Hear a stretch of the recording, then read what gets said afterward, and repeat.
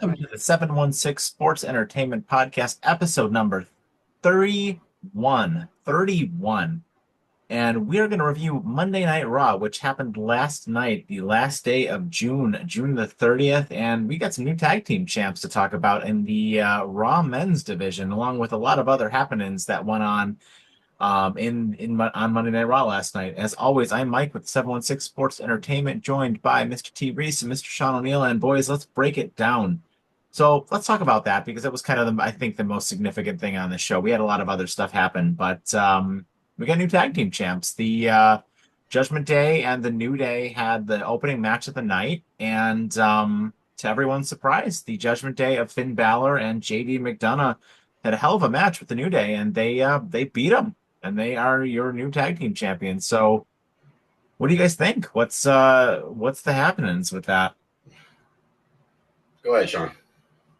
So, I mean, did any of us actually expect the New Day to lose the titles here? I mean, with the way that they've been booking the Raw tag team division, I'm sure you guys assumed, much like I did, that this was just going to be another throwaway match for them. It was overall, the match was really good. I think the biggest takeaway, though, is that they absolutely fumbled everything they did with the New Day going up to this. Yeah. And hopefully by putting the belts on somebody different, even if it's just as like a transitional type thing with the Judgment Day, that we get something better feud-wise and storyline-wise out of it. Yeah, and I think the way they handled that last night pretty much told us they knew they fumbled with it. They just handed over the belts out of nowhere on an odd Monday Night Raw night and just swap titles. I don't know what the plan is with the division, considering they don't have hardly any tag teams on Raw. So I don't know. Maybe they're going to bring up some tag teams. I mean, I'm pretty sure we'll get to what they said about the women's tag team division, but they got to do that with the men's. They got to bring some tag teams up from NXT or go out and sign some. They got to do something with Raw. There's plenty of room on Monday Night Raw for tag teams, so they got to do something soon because I don't know what the point of swapping the belts if you got no one. Who are they going to wrestle after this? Yeah, the Creeds. The Creeds have wrestled. What are they called? The War Viking Experience Raiders? Yeah, it's goofy. What are you going to do with all this? Yeah, so I'm a bit confused on it, but fine. No, put it on Judgment Day. Somebody that, we can pretty much, we know they're heels.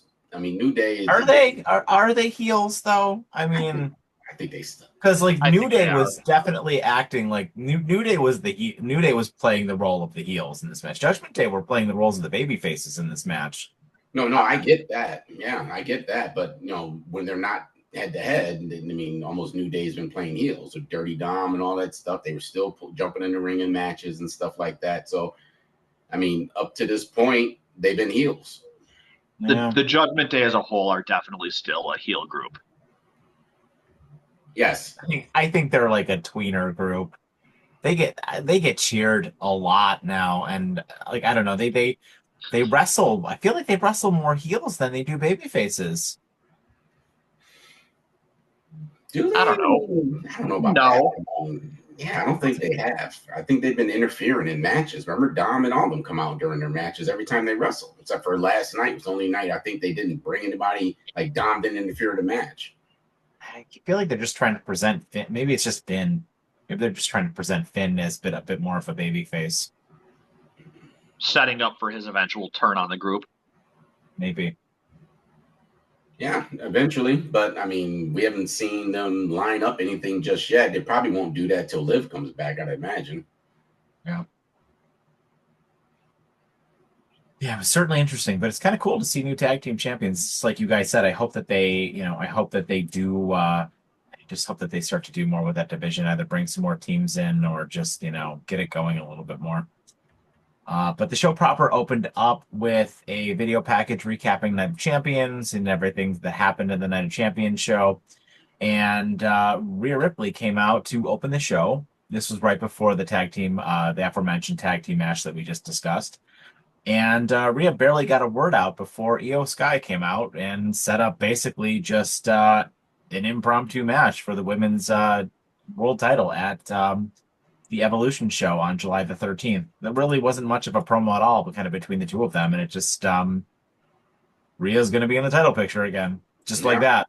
Yeah. We all kind of were talking about maybe it being Asuka, and maybe it will still be Asuka at SummerSlam.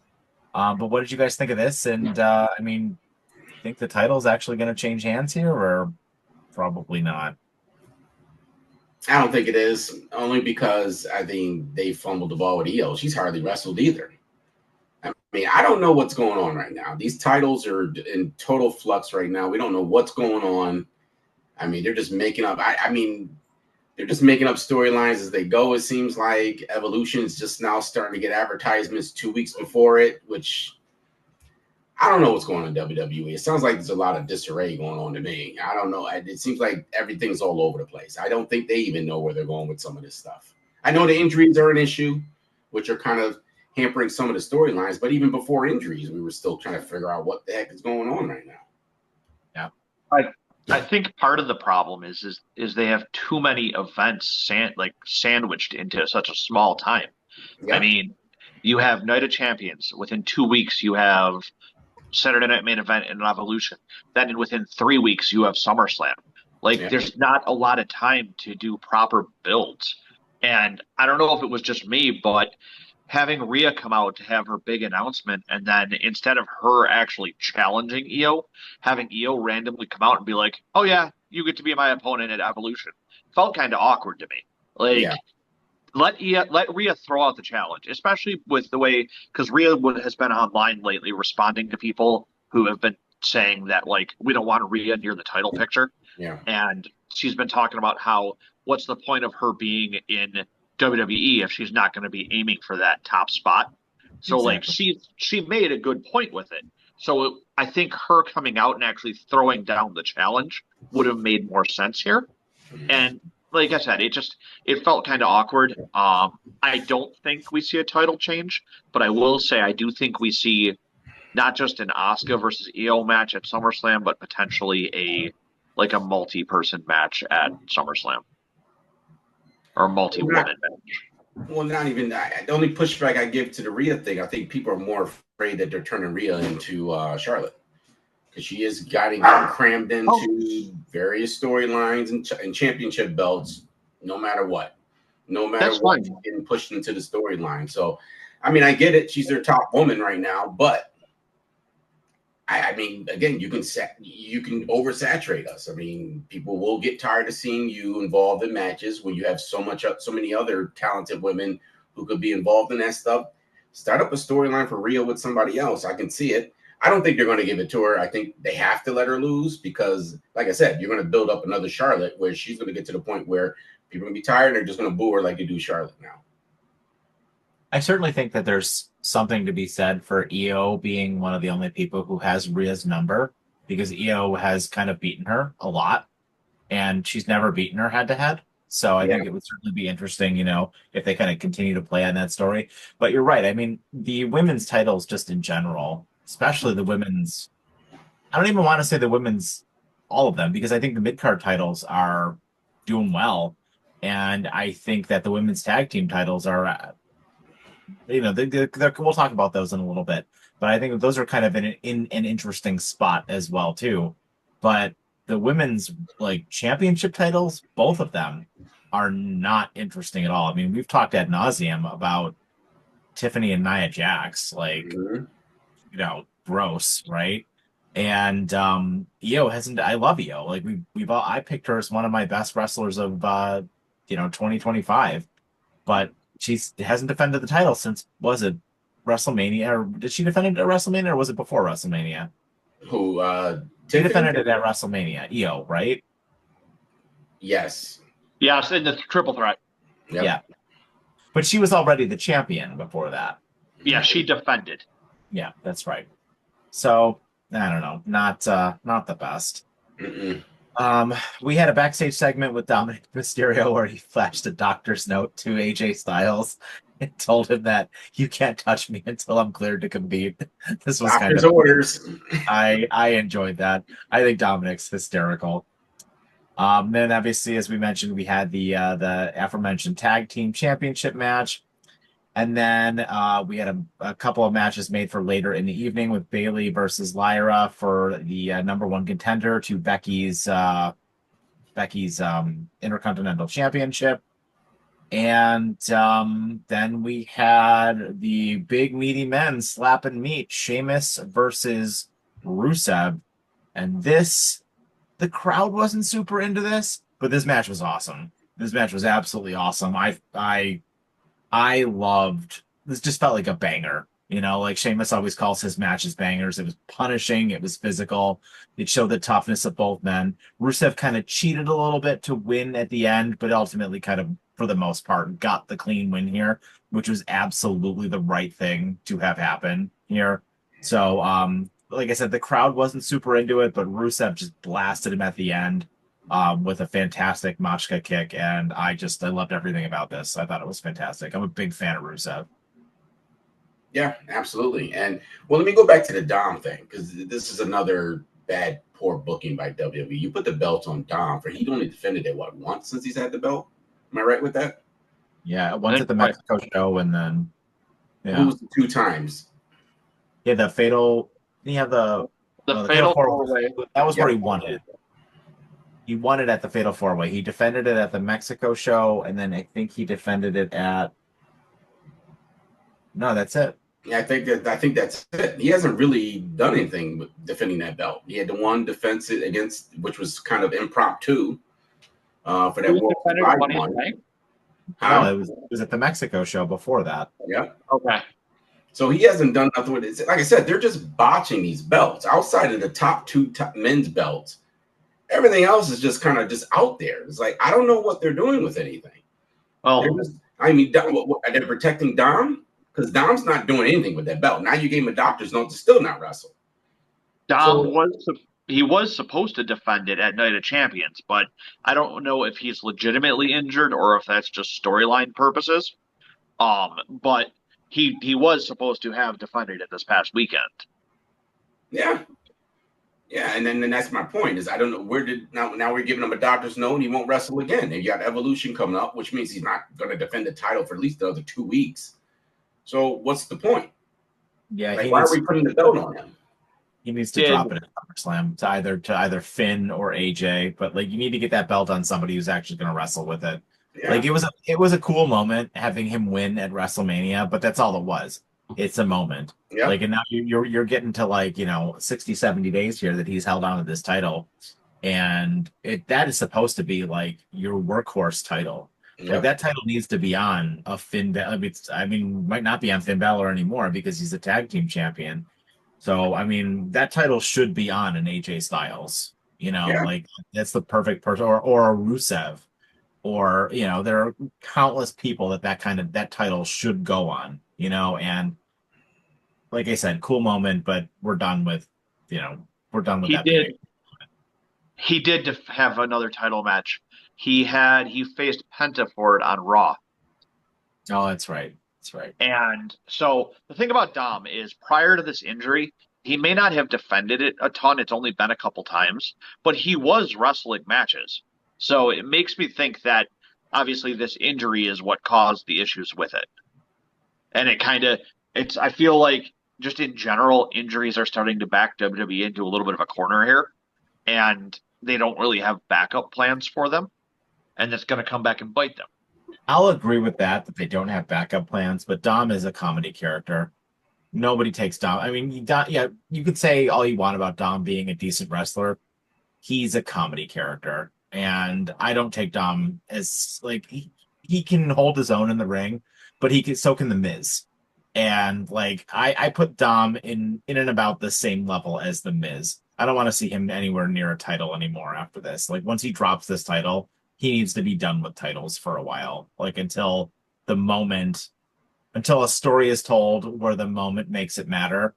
But it's not doing any favors for the title anymore to have somebody like Dom holding it, especially that title where it was Gunther who held it for 600 days, and then only to be beaten by Sami Zayn. We need to do a better job with those kinds of titles, because you gave it to Gunther for almost 2 years to put the prestige back on it, and now it's not featured and it's a joke title again. Like not the best use of that title. At least in my opinion. It's poor book. I'll be honest with you. If I was Dom, I'd feel bad. I say they did the WWE's writers haven't done any justice for him. I mean, what his title shouldn't be based off of Liv regardless, and it seems like that's what they did. It's like they're tagged. They attached that Intercontinental belt to Liv, and it seems like because hasn't been in action a lot lately. He hasn't been in action. You've noticed that since she went and filmed the movie. Dom hardly wrestled. Yeah. Now she's injured. Dom hardly wrestles. So I don't know why they did this. I mean, they very well could have switched up the storylines and just kind of let the Roxanne thing kind of, mature with him.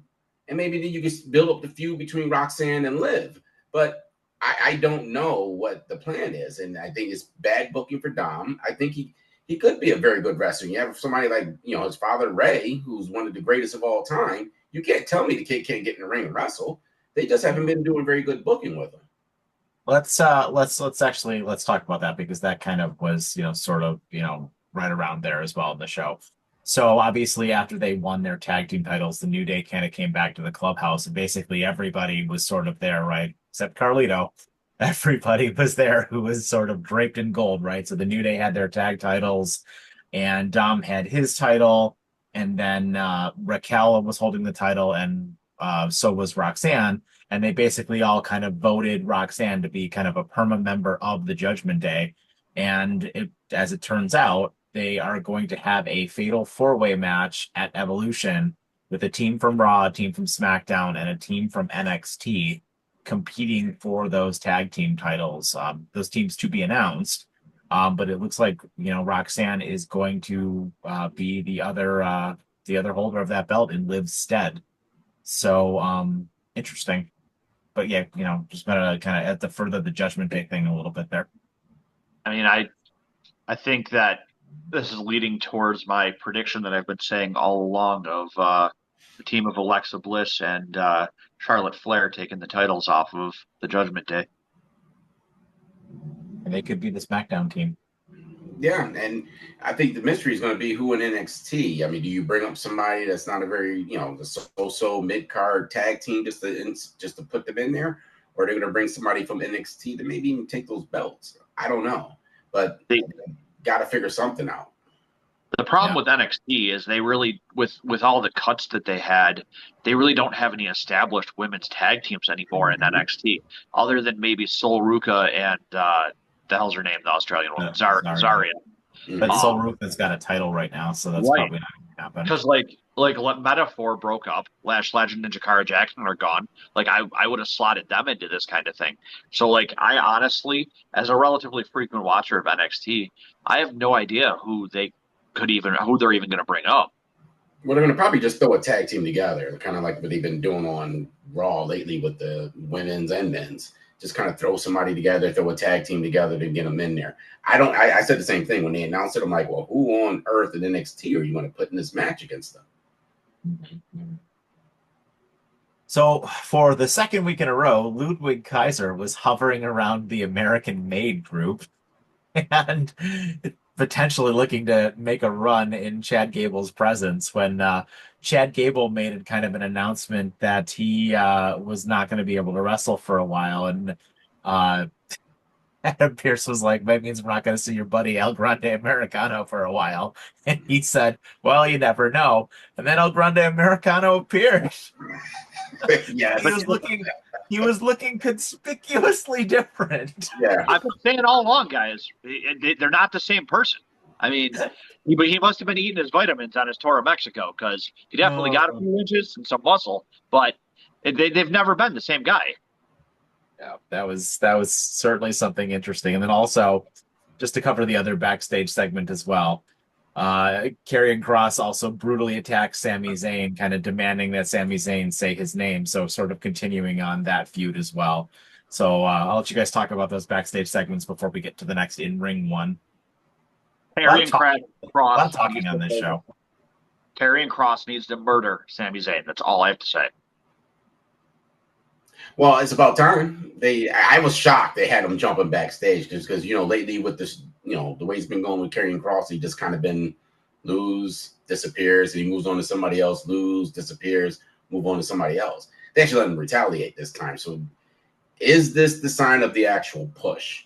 I mean, if they're going to do this, that tells me he must be agreeing to a contract, and they must have set up some plans for him, because that was the talk as the reason why he wasn't getting pushed, is because it had some contract issues. He hasn't really, I guess he hasn't really negotiated with WWE or something like that. It was along those lines. And then all of a sudden now they're doing this. So that's a good sign for Karrion that they're letting him do this. I'm going to be honest with you. I can't wait till Grande gets into the ring. I was dying when I see him come out standing all astute and everything. So, and that's another one they're dropping the ball with. I mean, is Penta involved with him, or is Penta involved with the whole Seth Rollins thing?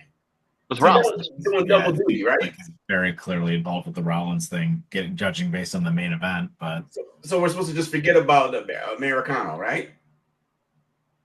Well, he was off doing his tour of Mexico, so of course. But but the backstage segments were great. Karrion Kross beating the snot out of Sammy was fantastic. I said it's about damn time they let this guy do something. Yeah. You know what I mean? Now, if they can, get Scarlett involved in this a little bit, because it's kind of weird having her there and she doesn't say 2 words ever. The only time I ever see her move her mouth is when they're walking out to their ring when she's mumbling the music. Outside of that, I mean, they got to get her involved like they did with her in NXT. So I did greatly enjoy watching Karrion Kross kick the hell out of Sammy. I'm still kind of heated about that match from Night of Champions. I do have a point that I'll make when we're talking about the main event, though, considering how badly Sammy got beat up by Karrion there. I just think that should have been continued a little bit more. But I'll talk about that when we get to our main event. I think the overall backstage stuff was fun, though. So back in the arena, the Gunther came out, made his way to the ring to discuss his July 12 title defense against one Big Bill Goldberg at Saturday night's main event. And after some insults directed at Goldberg, Gunther was like, "Oh, well, who's next?" Using Goldberg's catchphrase, only for Seth Rollins to respond, making his way out alongside Paul Heyman. Seth Rollins revealed that he went to Saudi Arabia not to cash in his Money in the Bank briefcase, but rather just to make sure that CM Punk does not win a World Heavyweight Championship. He reiterated that, the briefcase is kind of his assault on both championship titles, to which, he kind of noted, Gunther, you could be next as well, as a target for Seth Rollins. And then as soon as that happened, Punk's music obviously hit. Punk hit the ring, kind of chased Rollins down a little bit, causing Rollins to sort of escape through the crowd up into the top of the ramp, to which Rollins was then finding himself with an LA Knight right behind him, who seemed to dump was it a soda or a popcorn onto his head, and they kind of brawled through sort of the concourse of the arena that they were in, which ultimately led to a match being set up between, it might have already been set up, but a match was set up for the Saturday Night's main event between LA Knight and Seth Rollins. And obviously a lot to unpack here, but I just want to say, I think for all of your top tier feuds, doing all of this like all at once and all the different angles and directions that they went, this is a great way to kind of like maximize all of that and like really get all of these things kind of moving in different directions and keeping, like we've been saying many, many times, having your top title have a universe around it, which is what you should do. Absolutely. But the Gunther thing was fine. His promo was all right. Like I said, again, it's not a match I'm really looking forward to. I kind of find it interesting they kept hinting at 3 minutes during that entire promo. 3 minutes. Which sounds like a Goldberg match. 3 minutes is which a minute of is going to be him walking to the ring. Well, no. Him getting gassed walking. That's if he doesn't kick himself first.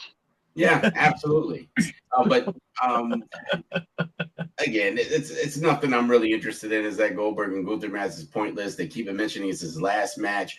Why keep saying that and put the title on the line? Why even bother putting the title on the line? Just make it a match. Because he's going to win the title. He's not going to win the title. It makes no sense to put it on Gunther to lose it again in a few weeks later. Makes no sense at all. And then you kind of you're kind of taking the tarnish off of that belt on top of you're putting tarnish on Gunther, because now he'll lose to Jay, he'll lose to a old Goldberg. That's not the kind of a record you want to. I don't know if that's the record you want to put on Gunther right now, who you're trying to establish as this dominating figure, and he hasn't looked that dominant lately. So I don't think he's gonna. I don't think he's gonna lose the belt to Goldberg. I just found it weird that they just kept hinting that it's his last match, but he can still win the belt, which is not. I mean, it's an unspoken word in all of wrestling that when you retire, you take an L. You don't win your retirement matches. Maybe he's not going to end up retiring.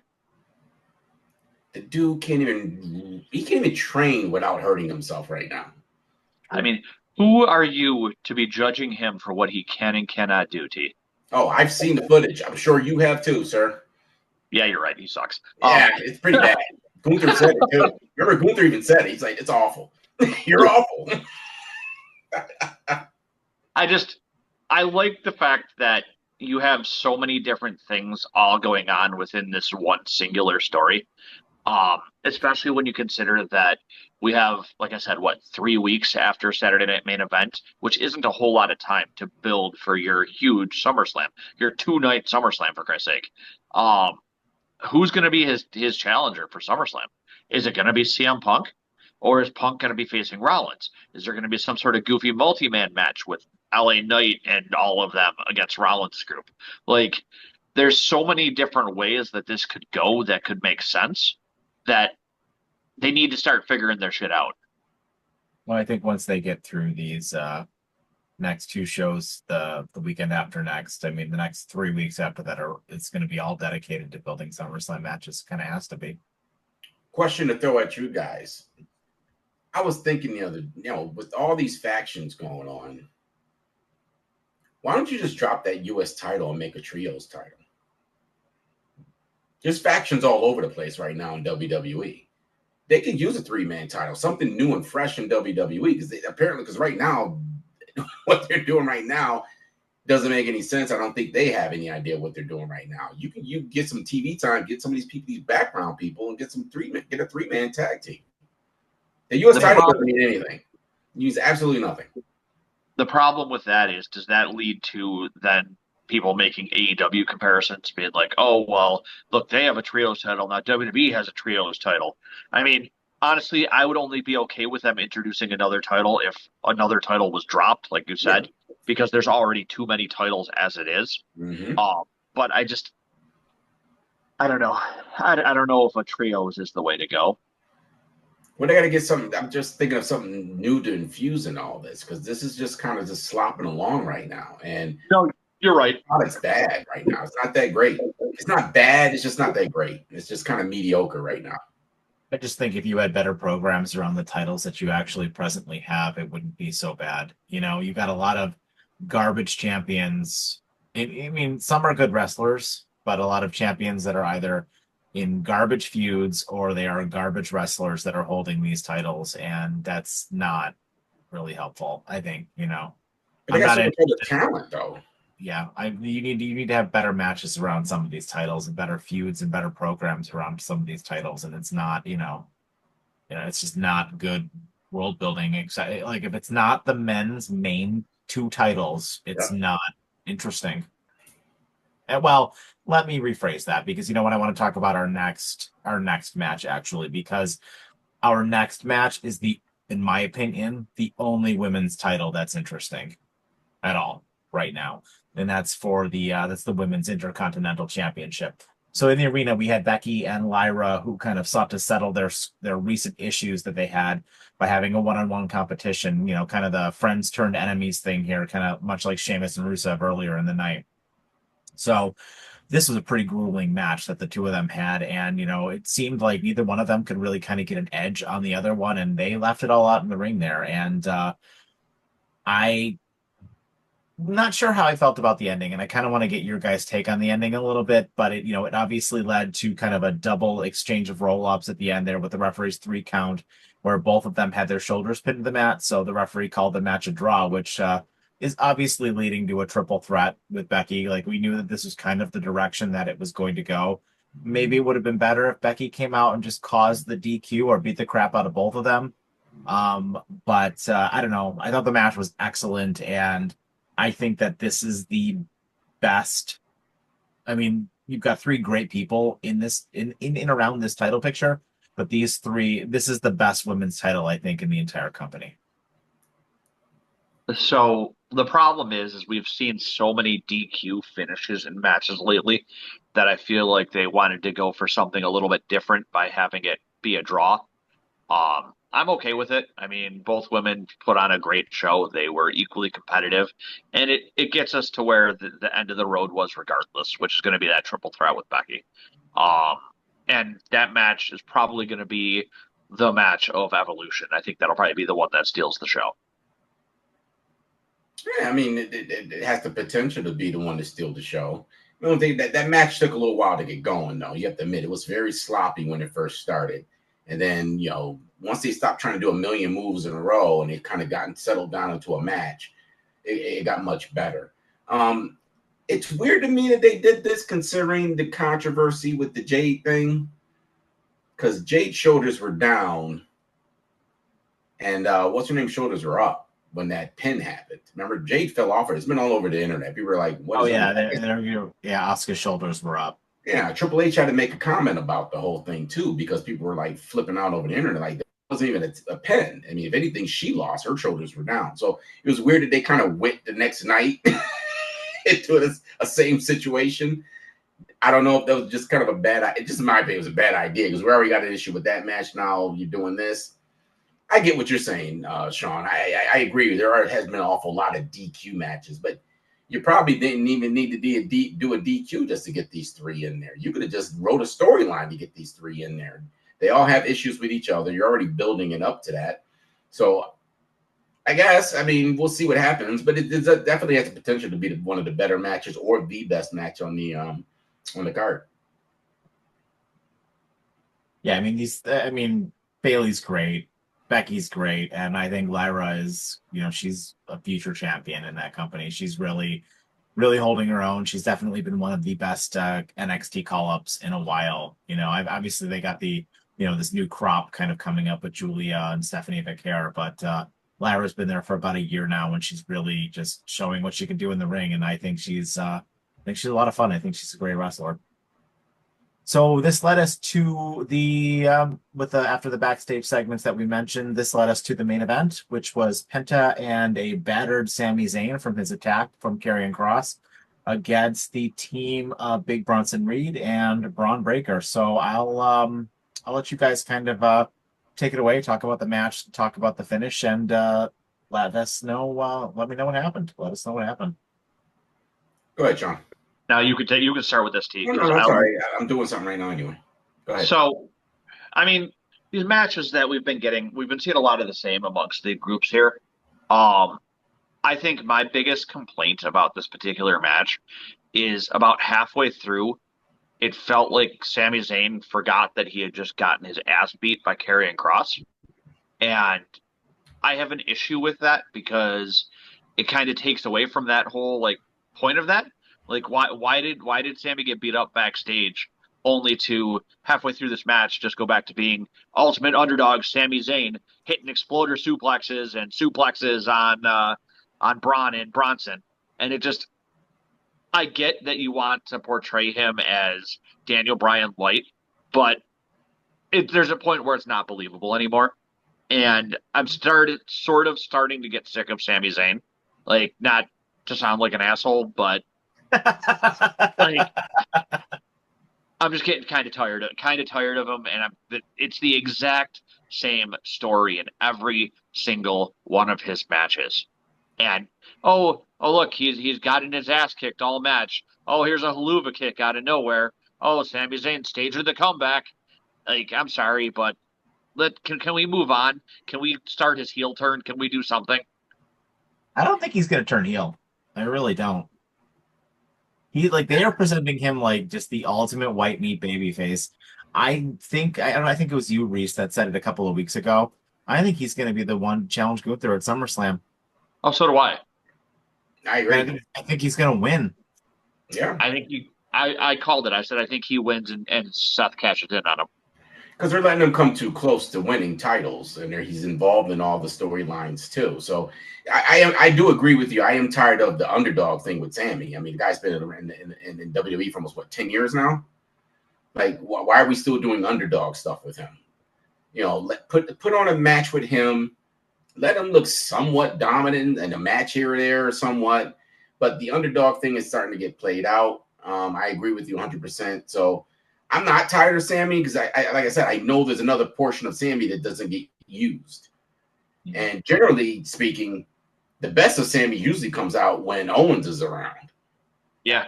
That's usually when he comes out the best. So in my opinion, I mean, it sucks. And I agree. I know they can't do this, but if Owens wasn't hurt, you make them a tag team again. Yeah.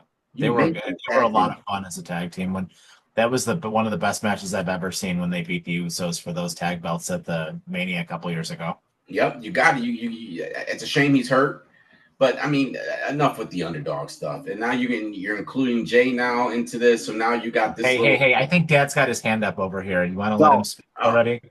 No, I was not. Sorry. But yeah. Jay coming out and saving them now. So this has been like the kind of the rhythm of this storyline is just, one of those three between Penta, Zayn, and Jay are saving one of the other two in certain situations.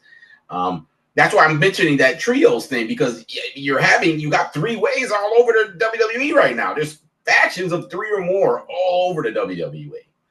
And you're having a hard time booking. I mean, you really are having a hard time. But I don't even know. Can anyone tell me, is Raw 2 or 3 hours now? Is it changing every week now?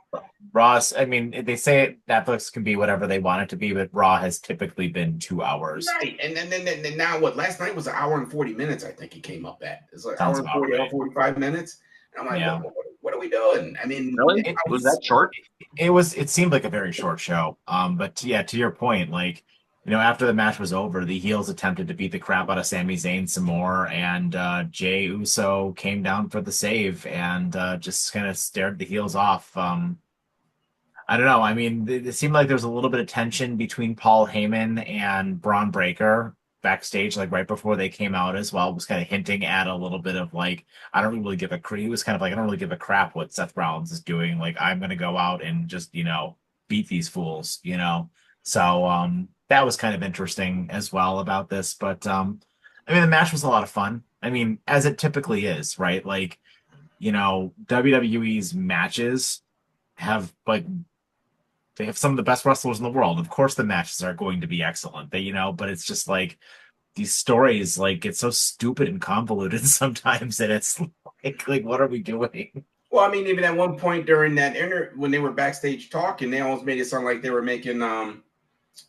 what's his face looked like he was an idiot. Bronson Reed. Remember, he's like, where's Seth? What's he doing? And I'm like, what the hell was that all about? Like, what? You guys aren't on the same page. Seth just does his own thing. You guys just sit back there and wait for some orders to come. That's stupid. I'll tell you though. Oh, go ahead. I think the heels winning though was the right choice. Mm-hmm. Yeah. But go ahead.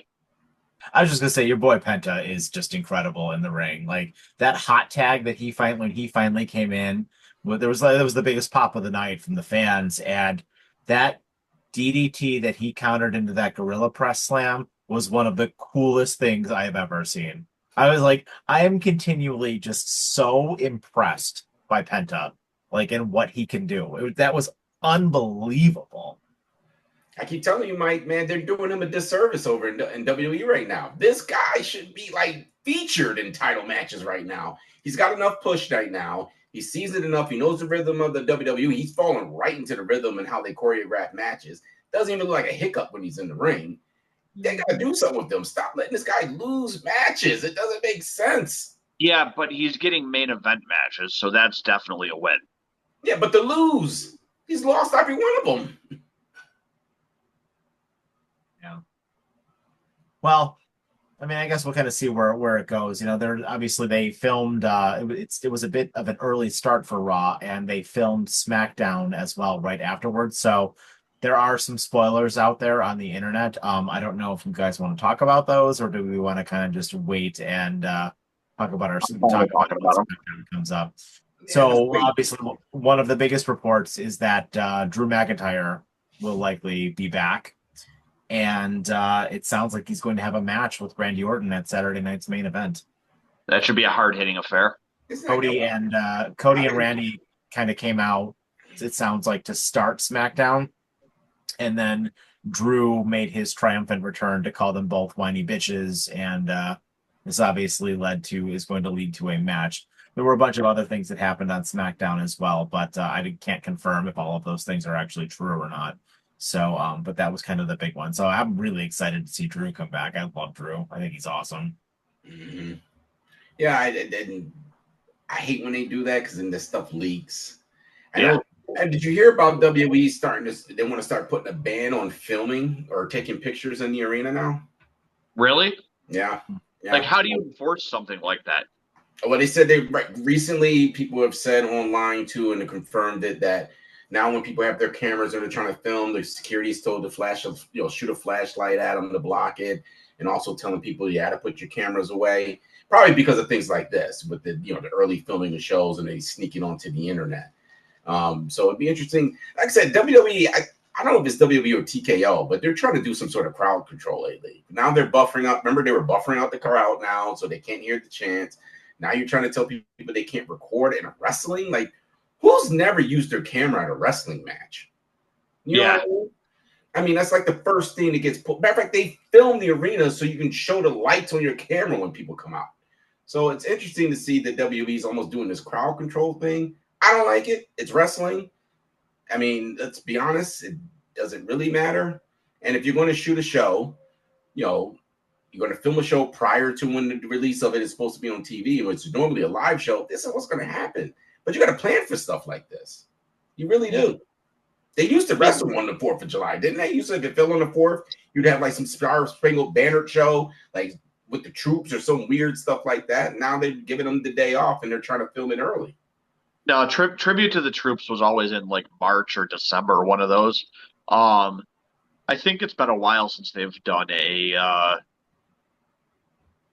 like the on the holidays kind of thing. Yeah. Well, that was oh, go ahead. I think it's good that they're giving them off, though. I mean, give these sports entertainers some time with their families. I mean, versus when they used to do like all the house shows and all that. It's nice to see that they have a little bit more of a relaxed schedule versus what they used to run. Well, especially coming back from Saudi too. Yeah. So. But yeah, that was Monday Night Raw. So, guys, what is your final rating of the show? It was all right. I mean, I don't think it was anything to scream about. I don't think there was anything shocking on there other than the tag belt switching. Again, it's another Raw. I mean, it's been pretty much more of the same. Nothing's been better than the next. They've had a few episodes that kind of had some hits in it, but overall, it's a mediocre show. I mean, I give it a 3. I need to get some direction here, WWE. They look really amateurish right now, trying to line up all these storylines. And I think you're right, Mike, with them crossing too many storylines, which is, I think, muffling up a lot of the bookings for these shows. Like I said, I don't know why Penta's being used as this third man in the middle of the Seth Rollins thing. It's so confusing to me how he's just kind of out of nowhere. He's involved. You shoved him in there. I do think he needs to be involved in title matches right now, or something, working his way up to a title match. But it's like they're just using him as a third man for this storyline, and they're not really doing anything with him. And I mean, unless they're waiting for Ray, because Ray's hurt, right? Yeah. So they could be waiting for Ray, because that was always I just thought about that. Maybe that is what they're doing. They put the belts on Judgment Day. You're going to have Ray come back. You're probably going to have Penta and Ray teamed up as a tag team for Raw, guaranteed. I bet you that's where Ray's going to go. And you got to start bringing up some of those NXT guys or putting tag teams together and down at NXT and bringing them up. And Trick, is Trick going to? I mean, is he just going to stay in NXT forever? Is that how it's going to work? He's the TNA champion right now. Oh, I know, but I mean, that's all you're going to do with the guy. You built him up all this to be the TNA champ. For now, You Till the belt goes back to Hendry.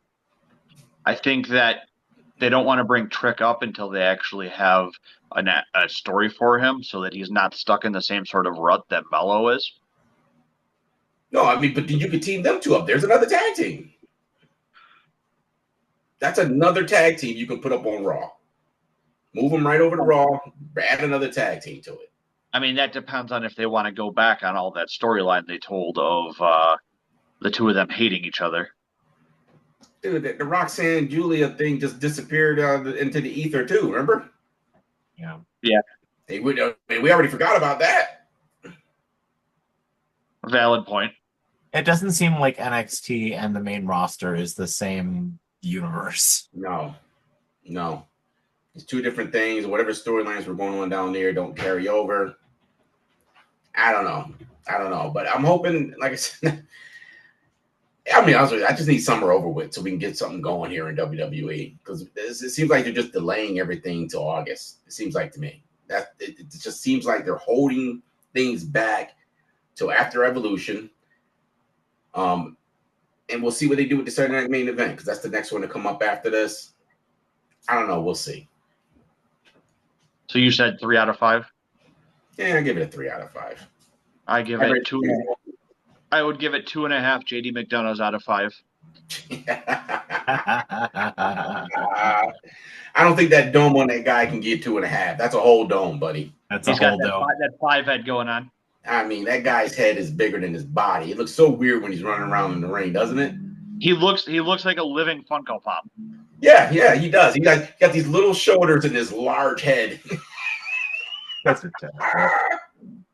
Well, that is our episode. Thank you guys so much for joining us. As always, smash that like and subscribe button. We really appreciate it. We've done 31 of these episodes so far. We're going to do at least 31 more. So, keep riding along on this journey with us. And as always, if you like this content or you don't like this content, let us know down in the comments below what you'd like to see more of. We're going to get some more football content coming out for you guys real soon, as the NFL is going to be kicking into high gear in the next month or so. So look forward to that. And as always, guys, have yourselves a great evening and take care.